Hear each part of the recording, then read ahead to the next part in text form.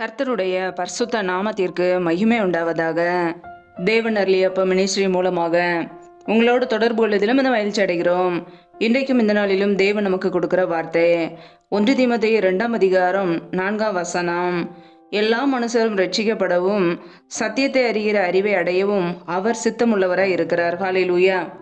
கிறிஸ்துவுக்குள் பிரியமானவர்களே, கர்த்தருடைய வார்த்தை சொல்கிறது, எல்லா மனுஷரும் ரட்சிக்கப்படவும் சத்தியத்தை அறிகிற அறிவை அடையவும் அவர் சித்தமுள்ளவராய் இருக்கிறார் என்று. ஆம் பிரியமானவர்களே, நம்முடைய வாழ்க்கையிலே எல்லா மனிதர்களும் நாம் ரட்சிக்கப்பட்டிருக்க வேண்டும் என்பது பிதாவின் சித்தம். எல்லாரும் சத்தியத்தை அறிந்து கொள்ள வேண்டும் என்பது கர்த்தருடைய சித்தம்.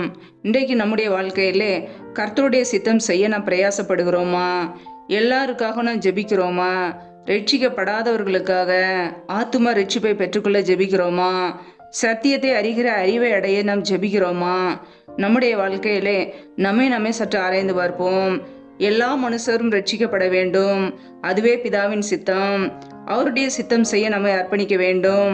நம்முடைய குடும்பங்களிலுமே ரட்சிக்கப்படாதவர்களுக்காக நாம் தொடர்ந்து ஜெபிக்கும் பொழுது கர்த்தர் ஒரு நாள் ரட்சிப்பை கட்டளையிடுவார். ஹல்லேலூயா.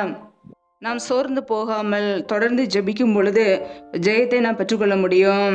இந்த சிறியரில் ஒருவனாயிலும் கெட்டு போவது பரலோகத்தில் இருக்கிற உங்கள் பிதாவின் சித்தம் அல்ல என்று வேதம் சொல்கிறது. ஆம் பிரியமானவர்களே, ஒருவர் கூட கெட்டு போகக்கூடாது. எல்லா மனிதர்களும் ரட்சிக்கப்பட வேண்டும், அதுவே பிதாவின் சித்தம். ஆனால் சத்ருவானவன் எல்லாருடைய வாழ்க்கையிலுமே அநேக காரியங்களிலே பாவத்தை கொண்டு வந்து ஆத்மாவிலே கரைப்படுத்தி கொண்டு இருக்கிறான். கர்த்தருடைய பிள்ளைகள் அதை அறிந்து கொள்ள வேண்டும். நம் தேவ சித்தத்துக்கு அர்ப்பணிக்க வேண்டும். நம்முடைய குடும்பத்தை தேவ சித்தத்துக்கு ஒப்புடுக்க வேண்டும். எல்லாரும் ரட்சிக்கப்பட நாம் ஜெபிக்க வேண்டும். ஹல்லேலூயா. வேத வசனம் இப்படியாக கூறுகிறது, நீங்கள் பரிசுத்தம் உள்ளவர்களாக வேண்டும் என்பதே தேவனுடைய சித்தமாய் இருக்கிறது என்று. ஆம் பிரியமானவர்களே, நாம் பரிசுத்தம் உள்ளவர்களாய் மாற வேண்டும் என்பது பிதாவின் சித்தம். இன்றைக்கு நம்முடைய வாழ்க்கையிலே பரிசுத்தம் உள்ள ஒரு வாழ்க்கை இருக்கிறதா? அல்லது பாவத்திலே நிலைத்து வாழ்ந்து கொண்டு இருக்கிறோமா? உலக பாவங்களிலே, உலக சிற்றின்பங்களிலே, உலக இச்சைகளிலே சிக்கி கொண்டு இருக்கிறோமா? நம்முடைய ஆத்துமா எப்படி இருக்கிறது? நம்முடைய ஆவி, ஆத்துமா, சரீரம் கரையற்றதா இருக்க வேண்டும். உலகத்தால் கரைபடாதபடிக்கு நாம் காத்துக்கொள்ள அழைக்கப்பட்டு இருக்கிறோம். ஹல்லேலூயா. நாம் பரிசுத்தம் உள்ளவர்களாய் வாழ வேண்டும் என்பது பிதாவின் சித்தம். அந்த சித்தத்துக்கு நம்மை அர்ப்பணிக்க வேண்டும்.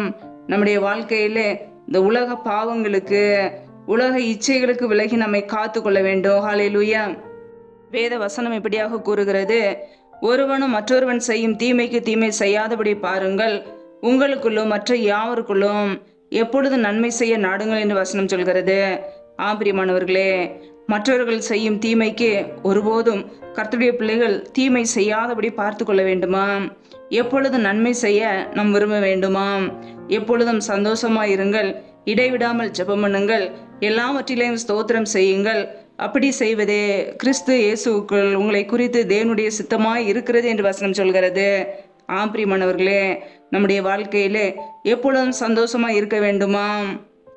எப்பொழுதும் நாம் சந்தோஷமாய் இருக்க அழைக்கப்பட்டு இருக்கிறோம். ஆனால் சத்ருவானவன் நம் சந்தோஷமா இல்லாதபடிக்கு பல பிரச்சனைகளை, போராட்டங்களை, பாடுகளை நம்முடைய வாழ்க்கையிலே கொண்டு வருவான். சோதனைகளை கொண்டு வருவான்.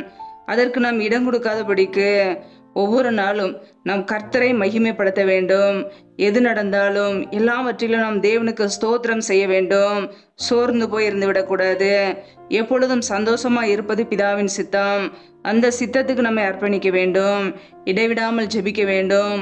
எப்பொழுதும் தேவனோடு தொடர்பு கொள்கிற ஒரு அனுபவம் நமக்குள்ளே வேண்டும். நம்முடைய இருதயத்துல ஜெப சிந்தை இருக்க வேண்டும். ஹல்லேலூயா. பொல்லாங்காய் தோன்றுகிற எல்லாவற்றையும் விட்டு விலகி தேவ சித்தத்துக்கு நம்மை அர்ப்பணிக்க வேண்டும். ஏனென்றால் நாம் பரிசுத்தம் உள்ளவர்களாய் வாழ வேண்டும் என்பது பிதாவின் சித்தம். அந்த சித்தத்துக்கு நம்மை அர்ப்பணிக்க வேண்டும். எல்லா மனிதரும் ரட்சிக்கப்பட வேண்டும். எல்லாரும் சத்தியத்தை அறிந்து கொள்ள வேண்டும். இயேசு கிறிஸ்துவை எல்லாரும் அறிந்து கொள்ள வேண்டும். அதுவே பிதாவின் சித்தம். ஆம் பிரியமானவர்களே, நம்முடைய வாழ்க்கையிலே பிதாவின் சித்தம் செய்ய நம்மை அர்ப்பணிப்போம். ஒவ்வொரு நாளும் இந்த உலக காரியங்களை வெறுத்து தேவனுக்கு பிரியமாய் வாழ அர்ப்பணிப்போம். வேத வசனம் இப்படியாக கூறுகிறது, பரலோகத்தில் இருக்கிற என் பிதாவின் சித்தத்தின்படி செய்கிறவனே பரலோக ராஜ்யத்தில் பிரவேசிப்பானே அல்லாமல் என்னை நோக்கி கர்த்தாவே கர்த்தாவே என்று சொல்லுகிறவன் அதில் பிரவேசிப்பதில்லை என்று வசனம் சொல்கிறது. பிரியமானவர்களே, நாம் பிதாவின் சித்தம் செய்யும் போது பரலோக ராஜ்யத்தை சுதந்திரித்துக் கொள்ள முடியும். அதை அறிந்து பிதாவின் சித்தம் செய்வோம். ஹல்லேலூயா.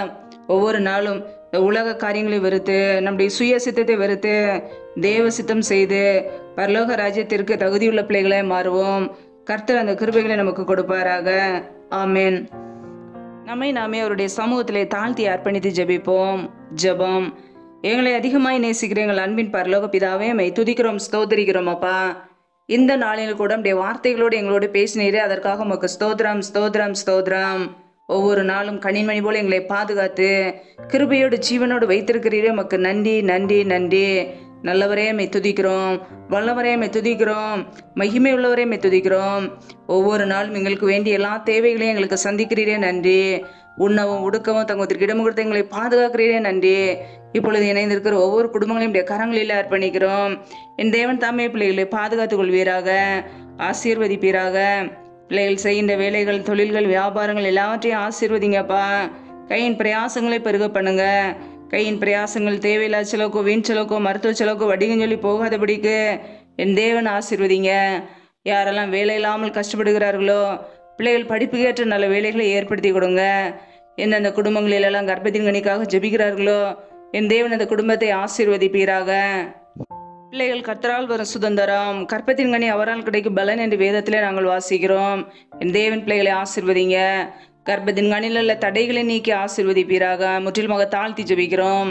எந்தெந்த குடும்பங்களிலெல்லாம் திக்கற்றவர்களாய் தனிமையோடு வாழ்கிறார்களோ, கணவரால் கைவிடப்பட்ட ஒரு சூழ்நிலையில யாருமே இல்லாமல் கஷ்டப்படுகிறார்களோ, என் தேவன் அவர்களுக்கு உதவி செய்யுங்கப்பா. திக்கற்ற பிள்ளைகளுக்கு நேரே சகாயர், என் தேவன் மாத்திரமே உதவி செய்ய முடியும். பொருளாதார தேவைகளை சந்திங்க, படிப்பு காரியங்களை எல்லாவற்றையும் பண தேவைகளை சந்திங்க. உடைய கரங்களிலே தாழ்த்தி ஒப்போடுத்து ஜெபிக்கிறோம். இந்த இரவு நேரத்தில் இன்பமான நித்திரை கொடுங்கப்பா. சத்ரு கொண்டு இருக்கிற எல்லா போராட்டங்களுக்கும், பிரச்சனைகளுக்கும், மரண பயங்களுக்கும், இருளின் அதிகாரங்களுக்கும், நாச மோசங்களுக்கும், தீமைகளுக்கும் விலக்கி எங்களை பாதுகாத்து கொள்ளுங்க. உடைய இரத்த கோட்டைகளை அர்ப்பணிக்கிறோம். யாரெல்லாம் சரீரத்திலே பலவீனத்தோடு காணப்படுகிறார்களோ, அந்த பிள்ளைகளை நம்முடைய கரங்களில் அர்ப்பணிக்கிறோம். என் தேவன் தாமே நல்ல சுகத்தையும் பலத்தையும் ஆரோக்கியத்தையும் கட்டளையிடுவீராக. உடைய கரங்களில் அர்ப்பணிக்கிறோம். வாதை உன் கூடாரத்தை அணுகாது என்ற வசனத்தின்படி எந்த வாதைகளும் பிள்ளையுடைய வாழ்க்கையிலே பிள்ளையுடைய கூடாரத்தை அணுகாதபடிக்கு என் தேவன் பாதுகாத்து கொள்ளுங்க. அப்படியே கரங்களில் அர்ப்பணிக்கிறோம். முற்றிலுமாக தாழ்த்தி ஜெபிக்கிறோம். எங்களை ஆசீர்வதிப்பீராக. எல்லா துதிகன மகிமையெல்லாம் ஒருவருக்கே செலுத்துகிறோம். இயேசு கிறிஸ்துவின் மூலம் ஜெபிக்கிறோம் ஜீவனுள்ள நல்ல பிதாவே, ஆமேன். கர்த்தர் தாமே உங்களையும் உங்கள் குடும்பங்களையும் ஆசீர்வதிப்பாராக. ஆமேன். Thanks for watching. Please subscribe our channel. Click the like and share. Click the bell. God bless you.